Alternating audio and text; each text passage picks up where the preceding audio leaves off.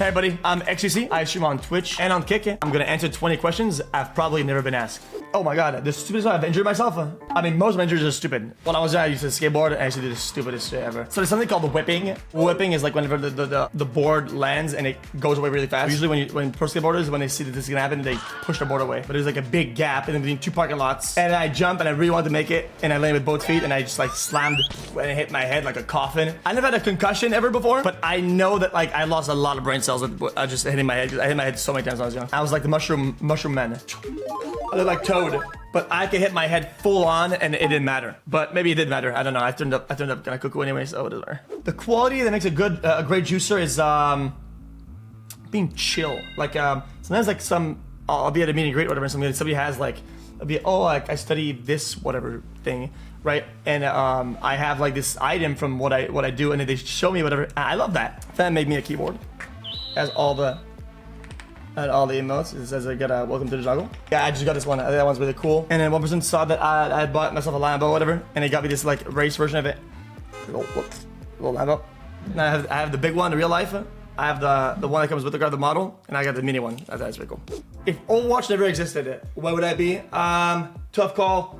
I would have tried to make it pro in a game, and I probably wouldn't have been successful. But I would have streamed it, and then maybe I would have made it in that kind of category. So probably still a streamer. I had these thoughts when I was kind of becoming a streamer, where I was like, what happens if tomorrow this disappears? Yeah, I was at this scare of becoming homeless. Like even when I was a millionaire, I was like, what happens if I become homeless? And I've always done most things with the fear of becoming homeless. And that sounds outrageous, but that was my bat of Batman, you know, like that's my big fright. So I would have found something, I would have done something, you know. March of 2019, I believe. That's the only way it stopped, because I had signed this deal with Twitch that would give me more ad rev. My revenue dashboard was bugging on Twitch. It kept glitching. The tech said it was going to be fixed, because I was the first one that have this deal. So all the skills, the system didn't work. And I kept playing my ads, and I kept saying, guys, like, you guys signed me on this deal, and I'm not making money. And then it took like 4 months. At one point I hit refresh, and the bars go like, all the bars were like the bottom right with ads, whatever, and it goes, it still bugs, but it's above the whole, and I'm like, okay, wait a minute, I think I made it. Hold on a minute. And then I changed the months, and they go, blah, blah, blah, blah. Looked like I'm making music with all the things going up and down. And I looked at the number, and I was like, yo, I was making like 27K, 35K a day on ads. I'm like, okay, well, I'm chilling now. The next day I was like, shopping for the furniture. I was buying couch, whatever, and I was like, oh, what is this? I didn't even look at the price. Just buy out, you know. And I was like, okay, I made it. If I could delete one thing from the internet permanently, it would be anything furry related. No comment. That's about it. That's as far as I go. Hey, if I could experience the game for the first time, oh, Minecraft for sure. But not the Minecraft of today.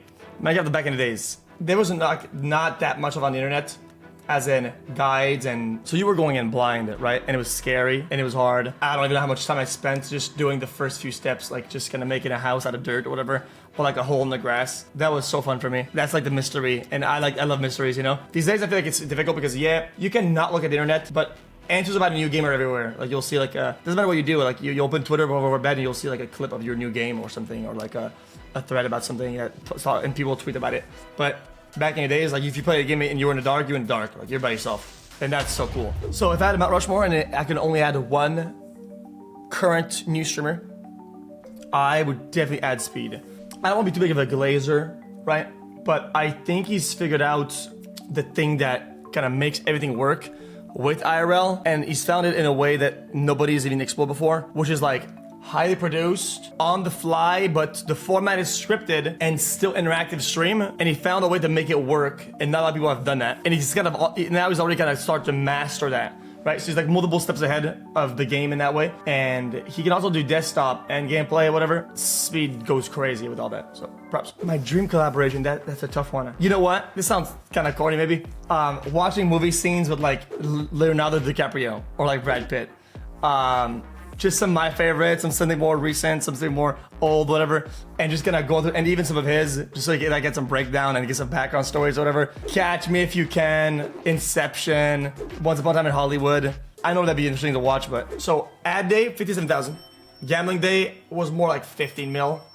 And then when it comes down to sponsor. I had a late sponsor kick in. It was Call of Duty Warzone. I hadn't answered their request for their sponsors for like the whole season. At the end, they were like, yo, dude, we'll give you like the rest of the budget or whatever. I don't remember what it was. And then I was like, oh yeah, I'll do it. And they're like, well, you were supposed to play like once or like a couple times for 2 weeks, but you can do it all in one day if you want. I played for like 12 hours, I think, and it was like a mil flat. That was the biggest condensed pause I've ever taken, yeah. Play, keep, delete, Overwatch, Minecraft, GTA. Delete Overwatch. Delete Overwatch for sure. Because Overwatch existed in a time and space, and it was meant to stay there. Play GTA, because GTA is a game that I may have been, at least a campaign you play it once. And keep MC, because MC is a sandbox and you can do anything with it. And it's a great game. I love GTA, don't get me wrong. But, oh, but there's RP though. No, forget it. I already selected. I already chose it. Yeah. The thought that keeps me up at night, that keeps everybody at night is, what does it all mean? What do I really want in the end, you know? And that kind of shifts sometimes. And I like to set myself like a little goal. Like I want to be this rank in this game or something like that, or I want to be this or that. And just achieving those things is kind of, to me, matters a lot. And just learning more about my world, you know? And just reaching like little plateaus or little like goals in that is really cool and really, really nice. I enjoyed it. Last time I asked Chat a question and realized I wasn't streaming. Sometimes I'll be like racing or whatever. And I will look at because since I went offline, my chat is on my right. There's still offline chat. And since it moves a little bit, I'll turn to my chat like this, like 20 times during like a race or because I raced off stream with my simulator, and I'll look at chat and I keep reading the same exact message. It's like the most schizo thing of all time, where I read a message like 20 times and I still go back and read it. It's traumatizing, but yeah. Will I stream when I'm 6'7"? Probably not, but I'll stream close to that age, so. As long as I can go, really. I've always said that I would stream as much as I want to, and the day that I don't feel like doing it, that would be it. I wouldn't do it anymore. The hard part of being at the top definitely is all the slyness you get from everybody. Basically, when everybody just starts to be like making sly jokes about you, but in a way that they're not like well-intentioned, they're like mean-intentioned from everywhere. It's not that it's hard, but it just becomes hard to see who's what, you know?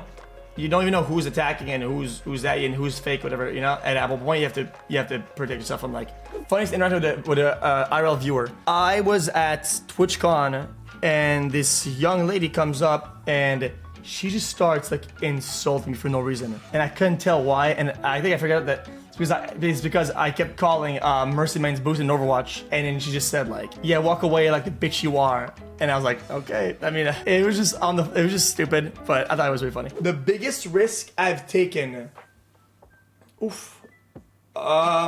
that's a hard one. When I was with my team back in days, I was with Yikes, and I was offered a sponsorship because at the time we were paid either $0 or $800 a month. It was one or the other. And I was offered $4,000 a month by Immortals to leave my team and to tank for them, and to leave my team without a tank. And at the time, there was not a lot of tanks that were free agents.